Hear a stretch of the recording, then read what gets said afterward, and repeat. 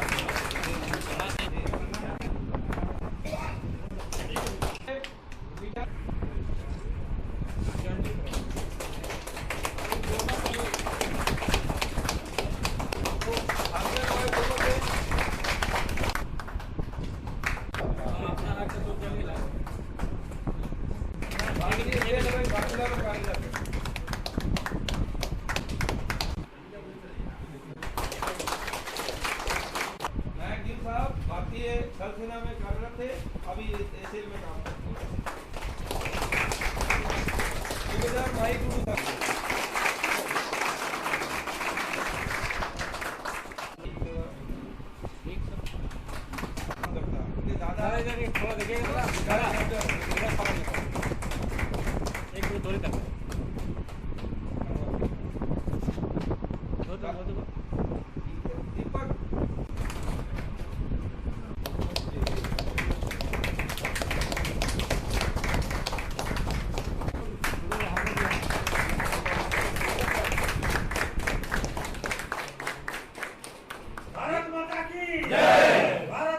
शहादत दिया है और जो लोग आज भी जीवित होकर किसी न किसी रूप में मातृभूमि की सेवा कर रहे हैं, उन लोगों को सम्मान देने की आज पूरा युवा मोर्चा द्वारा पूरा भारतवर्ष भारतीय युवा मोर्चा द्वारा इसका कार्यक्रम इसलिए किया जा रहा है कि युवा पीढ़ी, हमारे जावेद भाई ने कहा कि बहुत से अधिक जो है पूरा देश में 1/3 से ज़्यादा जो है हमारा युवा पीढ़ी है और इसी में हमारा गर्व है नया भारत के निर्माण।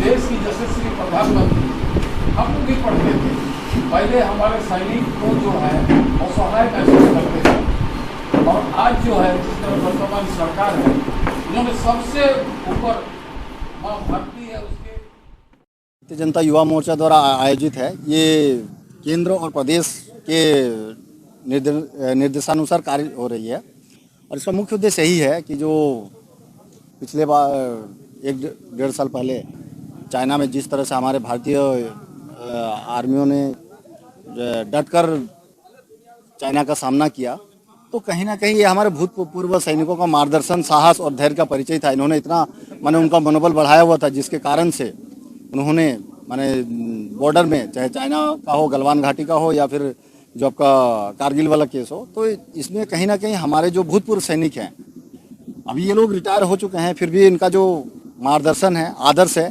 जिनके बलबूते हुए सीमा पर लड़ रहे हैं, तो हमारा ये युवा मोर्चा की ओर से उद्देश्य यही है कि इनको कहीं ना कहीं सम्मान दिया जाए और इन्हीं के आदर्श के कारण ही आज हमारा देश सुरक्षित है। और एक युवाओं में भी एक प्रेरणा जाएगी, समाज में प्रेरणा जाएगा और लोग भी हमारे जो भूतपूर्व सैनिक हैं और जो हमारे तत्काल जो कार्यान्वित हैं या काम कर रहे हैं, सीमा पर लड़ रहे हैं, उनसे देखकर हमारे युवाओं को बहुत कुछ सीखने की योजना है। और ये जो हम लोग कार्यक्रम चलाए हैं 24 आपका मार्च से लेकर के 3 अप्रैल तक कार्यक्रम चल रहा है, घर घर जा कर के भूतपूर्व सैनिकों का सम्मान देना और जितने भी शहीद स्थल हैं उन जगहों में जाके साफ सफाई करना और एक गोष्ठी करवाना। ये कल एक कार्यक्रम है हमारा कि जहाँ भी शहीद स्थल है वहाँ पर आरती करना। ये हमारा युवा मोर्चा की ओर से आयोजित कार्यक्रम है और इस तरह के कार्यक्रम हमारे युवा मोर्चा द्वारा आगे भी होता रहेगा। जमशेदपुर एमजीएम अस्पताल में झारखंड राज्य के स्वास्थ्य मंत्री बन्ना गुप्ता औचक निरीक्षण करने पहुंचे। जमशेदपुर में कोल्हान के सबसे बड़े सरकारी अस्पताल की हालत में कोई भी सुधार नहीं हो पाई है। स्वास्थ्य मंत्री बन्ना गुप्ता ने 6 महीने में अस्पताल की व्यवस्था में सुधार का आश्वासन दिया। निरीक्षण के दौरान स्वास्थ्य मंत्री ने अस्पताल के सभी वार्डों का निरीक्षण किया और मरीजों का हाल भी जाना। मंत्री जी इस दौरान अस्पताल के कैंटीन में पहुंचे और मरीजों के लिए बनाए गए भोजन भी चखा। मंत्री ने बताया कि राज्य सरकार की ओर से राज्य के सभी सरकारी अस्पतालों में इलाजरत मरीजों के लिए भोजन की गुणवत्ता को ध्यान में रखते हुए 50 रुपए के बदले 125 रुपए देने का फैसला लिया गया है। सरकार और स्वास्थ्य मंत्रालय इसके लिए गंभीर है। हालांकि राज्य को 3-3 मुख्यमंत्री और 5-5 मंत्री देने वाले कोल्हान की धरती में स्थित यह सरकारी अस्पताल आज तक अपनी बदहाली का आंसू बहा रहा है। जमशेदपुर से सिद्धार्थ आनंद की रिपोर्ट। दूसरा चक्र चल रहा है, लेकिन इसके बावजूद भी हमारा राज्य दूसरे राज्यों से कहीं बेहतर स्थिति में है और हम लगातार अपनी शक्ति को बढ़ा रहे हैं, अपने जांच के दायरे को बढ़ा रहे हैं। लगातार जो वैक्सीनेशन का जो ग्राफ है, अभी हम लोगों ने राज्य में 17,28,208 लोगों को प्रथम और द्वितीय चक्र का वैक्सीनेशन कर दिया है और इसके साथ हम लगातार ये प्रयास कर रहे हैं कि और कैसे जल्दी से जल्दी वैक्सीनेशन हो जाए। तो जो आप तो जानते हैं कि वैक्सीनेशन के लिए मैंने तो पहले ही कहा था कि वैक्सीनेशन के लिए मैं पहला आदमी होऊंगा कि जो लगवाऊंगा, लेकिन भारत सरकार ने उस समय इजाज़त नहीं दी। आज इजाज़त दी है तो मैं अभी भी आपको कह रहा हूं कि मैं जब तक यहाँ पर हमारे राज्य में कम से कम 70 लाख 75 लाख लोगों को हम लोग वैक्सीनेशन के फायदे से लाभान्वित नहीं करेंगे, तब तक मैं कम से कम उस लाइन में अंतिम आदमी खड़ा रहूंगा जो पहले अपनी जनता को लगवाऊंगा, बाद में लगाया जाएगा। शादी ब्याह के लिए कुछ खास गाइडलाइन नहीं, शादी ब्याह के लिए गाइडलाइन यही है कि भाई देखिए अभी इस बीमारी के निजात दिलाने के लिए हमको थोड़ा सा ये करना होगा, लेकिन शादी विवाह पर अभी तक कोई बंधन नहीं है।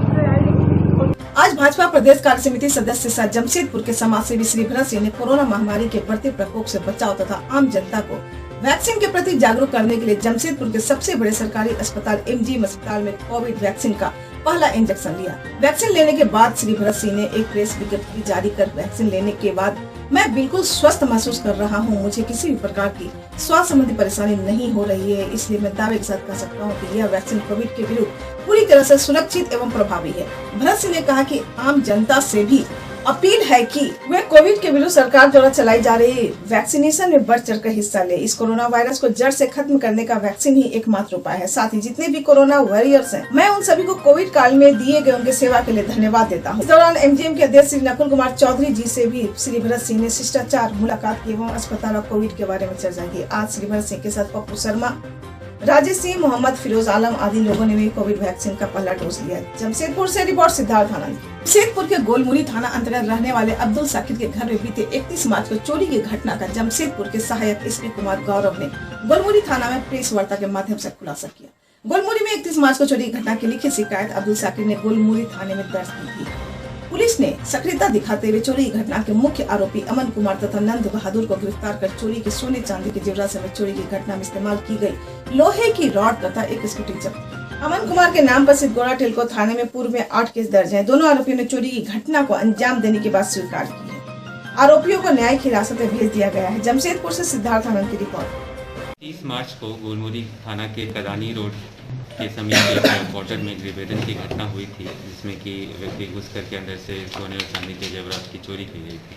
इसमें पुलिस के द्वारा गोलमुरी थाना के द्वारा तुरंत कार्रवाई की गई और इसका डिटेक्शन किया गया और घटना में संलिप्त दोनों अपराधी एक अमन कुमार उर्फ गौरी और दूसरा नंद बहादुर उर्फ कतला, दोनों को गिरफ्तार किया गया बागबेड़ा थाना क्षेत्र से और इनकी निशानदेही पर चोरी किया गया सारा सोने का जेवरात जो कुल 70 ग्राम और चांदी का 250 ग्राम इसको बरामद किया गया और घटना में प्रयुक्त जो औजार थे और स्कूटी थी इसको भी बरामद किया गया। अमन कुमार उर्फ गौरी का पूर्व से आपराधिक इतिहास रहा है। टेटको थाना के 6 मामलों में और सिरगोड़ा के 2 मामलों में ये जेल जा चुका है। क्या एज है सर अमन कुमार का? अमन कुमार का 22 वर्ष है। 22 वर्ष की। धन्यवाद। और सर इसकी निशानदेही पे और गिरफ्तारी होनी है? अभी तक के पूछताछ में इस घटना का उद्भेदन हुआ है। अगर और भी कोई जानकारी मिलती है, रिकवरी होती है तो हम लोग बताएंगे। घाटशिला प्रखंड में एक कोरोना पॉजिटिव मरीज मिलने से लोगों में भय का माहौल देखा जा रहा है। लोगों को सजग रहने की जरूरत है। इस संबंध में अनुमंडल अस्पताल के चिकित्सा पदाधिकारी डॉक्टर शंकर टुडू ने लोगों से आग्रह किया है कि सरकार के गाइडलाइन का सख्ती से पालन करें। क्षेत्र में चलाए जा रहे कोविड जांच में सहयोग करें। डॉक्टर टुडू ने कहा कि एक कोरोना पॉजिटिव पाए जाने के बाद उसे कोविड सेंटर जमशेदपुर भेज दिया गया है। घाटशिला से रिपोर्ट सिद्धार्थ आनंद की।